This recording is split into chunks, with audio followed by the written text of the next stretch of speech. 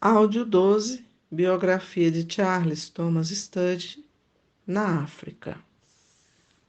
O preço de Deus é só um. Vende tudo.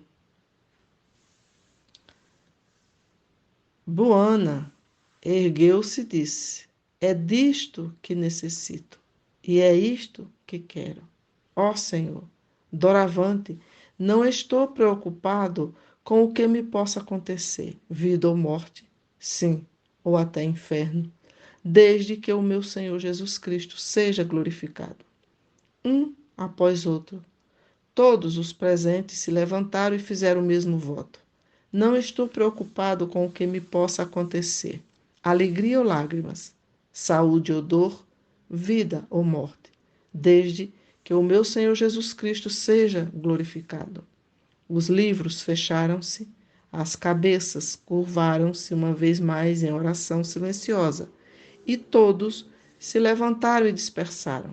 Mas aquela noite, um novo grupo deixou a choupana, não sendo mais o grupo que era 2 horas antes. Havia riso nas suas faces e brilho flamejante nos seus olhos, uma alegria e amor indizíveis, pois cada um tinha se convertido num soldado, num devoto até a morte, para a glória do Rei Jesus, seu Salvador, que tinha morrido por eles. A alegria da batalha possuía-os, a alegria que Pedro descreveu como inefável. Muitos votos de consagração tinham sido feitos no passado, mas este era algo muito mais profundo.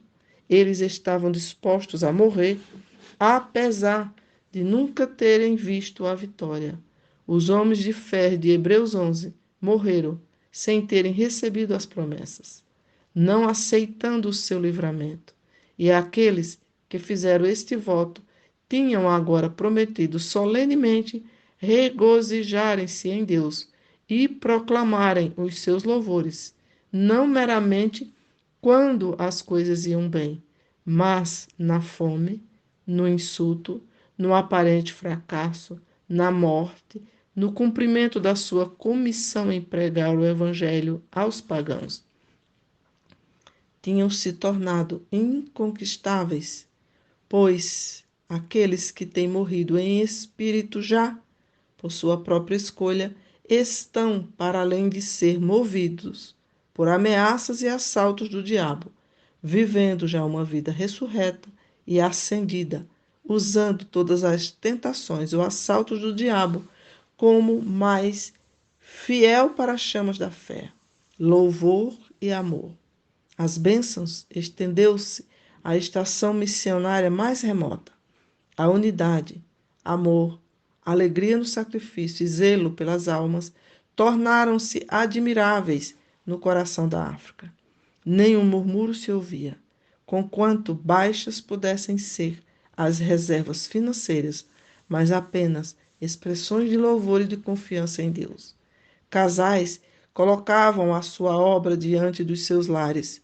Um jovem casal recém-casado, poucos dias após o seu casamento, ofereceu-se para estarem separados em diferentes estações missionárias, devido à escassez de obreiros. Mulheres solteiras evangelizavam aldeias onde havia falta de homens, num só distrito. O pior em canibalismo da região foi conduzido a Cristo por uma única mulher missionária que visitou a aldeia. Um crente foi agredido por testemunhar e, em vez de julgar, maltratado, ergueu-se para dar um aperto de mão ao chefe, por este lhe ter dado a honra de sofrer pelo Senhor Jesus. Devido a isso, foi de novo agredido, tendo ficado desta vez de joelhos enquanto orava pelo chefe. Foi lançado na prisão, mas, dentro de algumas horas, um enorme grupo de crentes veio ao chefe, pedindo-lhe que lhes desse a honra de também serem presos pelo Senhor Jesus, juntamente com o seu irmão. Ultimamente, desde a morte de Buana, 47 nativos passaram uma noite inteira em oração, dizendo que antes tinham dançado noites inteiras para o diabo e que agora Tinham muito prazer em orar a noite inteira para Deus, e assim a lista poderia ser estendida. Os últimos 5 anos da vida de Buana foram empregues numa forma cada vez mais recente a salvar as almas e a conduzi-las ao enchimento do Espírito Santo, incitando-os a combaterem pelo Senhor Jesus. Parece haver apenas um versículo que caracteriza aqueles anos. O zelo da tua casa me devorou. As coisas que normalmente ocupam um largo espaço na vida humana eram reduzidas ao mínimo absoluto ou completamente ignoradas. Comida, apenas um prato cheio, a horas incertas. Sono, apenas 4 horas em 24. Feriados, nenhum único em 13 anos. Conforto, um pouco mais abaixo, será descrita a sua casa. Vestuário, um casaco e uma camisa de caque, calções e meias, tanto aos domingos como dias de semanas. Livro, praticamente apenas a Bíblia. Ibambi será sempre conhecida como a Casa de Buana no coração da África. Ele vivia numa palhoça circular em que as paredes eram feitas de bambu e lama seca. Havia nela cerca de 7 ou 8 mantas de caque. A sua almofada era feita de lona. Ao pé da cama tinha uma mesa improvisada que estava cheia de medicamentos, papel, leite, tesoura, lápis, etc. Era seu costume usar uma Bíblia nova todos os anos, a fim de nunca usar as velhas notas e comentários, e para partir para a Escritura sempre com uma nova frescura. O seu quarto, sala de jantar e sala de estar era uma divisão única. Quantas reuniões se realizaram ao pé daquela cama?